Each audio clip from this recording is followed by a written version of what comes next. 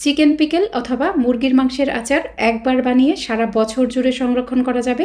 যারা হোস্টেলে অথবা মেসে থাকেন, আবার যখন রান্না করতে ইচ্ছা করবে না, গরম গরম ভাত, রুটি, পরোটা যে কোনো কিছুর সাথেই কিন্তু আপনি এই চিকেনের আচারটা পরিবেশন করতে পারবেন। এই আচারটা খেতে এত বেশি মজার, একবার বানালে বারবার বানাতে হবে আপনাকে এটা।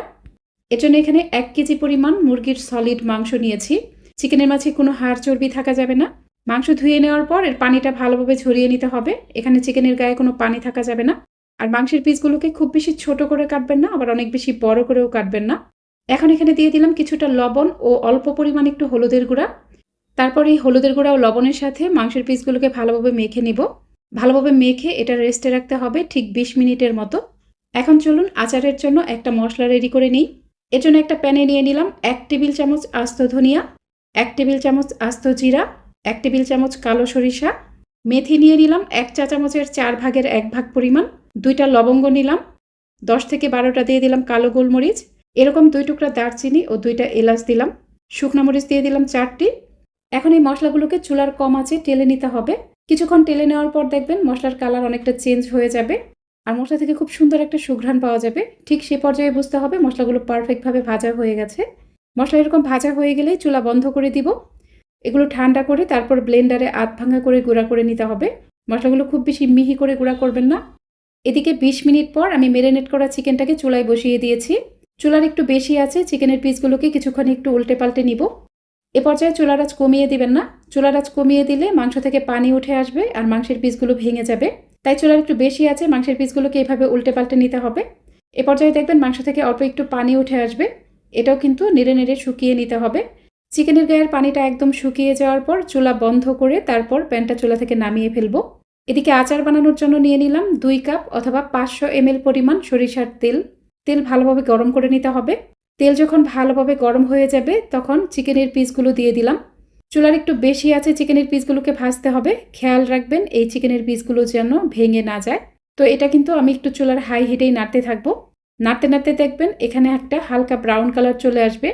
আর এই মাংসগুলো কিন্তু এই পর্যায়ে ভেজে অনেক শক্ত করে ফেলবেন না। তো দেখুন এরকম হালকা হালকা একটা সোনালি কালার চলে আসলেই কিন্তু তেলটা যতটুকু সম্ভব ছড়িয়ে ছড়িয়ে মাংসের পিসগুলো উঠিয়ে নিতে হবে। তো মাংসের পিসগুলো উঠিয়ে নেওয়ার পর বাকি তেলের মাঝে আমি অল্প পরিমাণে একটু কালো সরিষা দিয়ে দিলাম। সরিষা একটু ফুটে ওঠার পর দিয়ে দিব 1.5 টেবিল চামচ আদা বাটা ও 1.5 টেবিল চামচ রসুন বাটা। তো আদা রসুন বাটা দেওয়ার পর এটা ভালোভাবে নাড়তে থাকবো। আমার কাছে মনে হলো আরও 1/2 টেবিল চামচ করে আদা রসুন বাটা এখানে লাগবে। তো আমি এখানে 2 টেবিল চামচ আদা বাটা ও 2 টেবিল চামচ রসুন বাটা দিয়েছি। এখন এই আদা রসুন বাটা ভালোভাবে ভেজে নিতে হবে যতক্ষণ পর্যন্ত আদা রসুন বাটার গায়ের পানিটা একদম শুকিয়ে না যায়, ততক্ষণ এটা ভাজতে থাকবো। দেখুন মশলাগুলো ভেজে কিন্তু হালকা হালকা একটা সোনালি কালার চলে এসেছে। এখন যেই মাংসগুলো ভেজে উঠিয়ে রেখেছিলাম সেগুলো দিয়ে দিলাম। মাংসগুলো দিয়ে তারপর আমি এখানে যেই মশলাটা তেলে গুঁড়া করেছিলাম সেটুকু দিয়ে দিলাম। মশলা দেওয়ার পর চুলার মিডিয়াম আঁচে এটা ভাজতে হবে। এ পর্যায়ে এখানে স্বাদ মতো লবণ দিয়ে দিলাম। এখন লবণের পরিমাণটা একটু কম দিবেন, পরবর্তীতে টেস্ট করে আরও কিছুটা লবণ অ্যাড করা যাবে। তো মাংসের পিসগুলোকে এভাবে ভেজে এরকম অনেকটা সোনালি কালার করে ফেলতে হবে। দেখুন মাংসের পিসগুলো কিন্তু অনেকটাই সোনালি কালার হয়ে গেছে। এখন কি করব, চুলার আঁচ একদমই কমিয়ে দিব। চুলার আঁচ কমিয়ে তারপর আমি এখানে দিয়ে দিলাম বেশ কিছু পরিমাণ রসুনের কোয়া। তো আপনি এখানে যত বেশি রসুনের কোয়া দিবেন আচারটা খেতে কিন্তু ততই ভালো লাগবে। রসুনের কোয়া দেওয়ার পর দিয়ে দিলাম 1.5 টেবিল চামচের মতো মরিচের গুঁড়া। চেষ্টা করবেন একটু টকটকে লাল রঙের মরিচের গুঁড়া দিতে, তাতে আচারের কালার খুব সুন্দর হবে। তো রসুন ও মরিচের গুঁড়া দেওয়ার পর চুলার আঁচ কিন্তু বাড়ানো যাবে না। খেয়াল রাখবেন মরিচের গুঁড়াটা যেন পুড়ে না যায়। তো মরিচের গুঁড়া পুড়ে গেলে কিন্তু আচারের কালার নষ্ট হয়ে যাবে।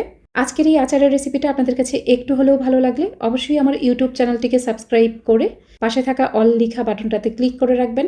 আর ভিডিওটি যারা ফেসবুক থেকে দেখছেন তারা অবশ্যই আমার ফেসবুক পেজটিকে লাইক ও ফলো করে রাখবেন। তো চুলার কম আছে এটা আরও প্রায় 2 থেকে 3 মিনিটের মতো ভাজবো। আর এ পর্যায়ে লবণটা চেক করে আরও কিছুটা লবণ দিয়ে দিলাম। অবশ্যই খেয়াল রাখবেন আচারের লবণের পরিমাণটা যেন ঠিক থাকে। রসুনটা আমি লাস্টের দিকেই দিলাম, কারণ প্রথম দিকেই রসুন দিলে দেখা যায় আচারটা কুক হতে হতে রসুনগুলো গলে যায়। এ পর্যায়ে রসুন দিলে দেখা যাবে যে আচারটা কুক হতে হতে রসুনগুলো আস্তে আস্তে সেদ্ধ হবে, মানে একদম পারফেক্টভাবে সেদ্ধ হয়ে যাবে পুরোপুরি ঠান্ডা হতে হতে। প্রায় 2 থেকে 3 মিনিটের মতো আমি চুলার কম আছে এটা একটু জাল করেছি। তারপরে কিন্তু চুলা বন্ধ করে দিব। চুলা বন্ধ করে দেওয়ার পর আমি এখানে দিয়ে দিলাম প্রায় 5 থেকে 6 টেবিল চামচের মতো লেবুর রস। আমি এখানে 4টা মাঝারি সাইজের লেবুর পুরোটাই রস করে নিয়েছিলাম। লেবুর রস দেওয়ার পর সবকিছু নেড়েচেড়ে মিশিয়ে এখন এই আচারটা পুরোপুরি ঠান্ডা হয়ে যাওয়া পর্যন্ত অপেক্ষা করব। আচার পুরোপুরি ঠান্ডা হয়ে যাওয়ার পর আচারের কনসিস্টেন্সি কেমন হবে সেটাই দেখিয়ে দিচ্ছি।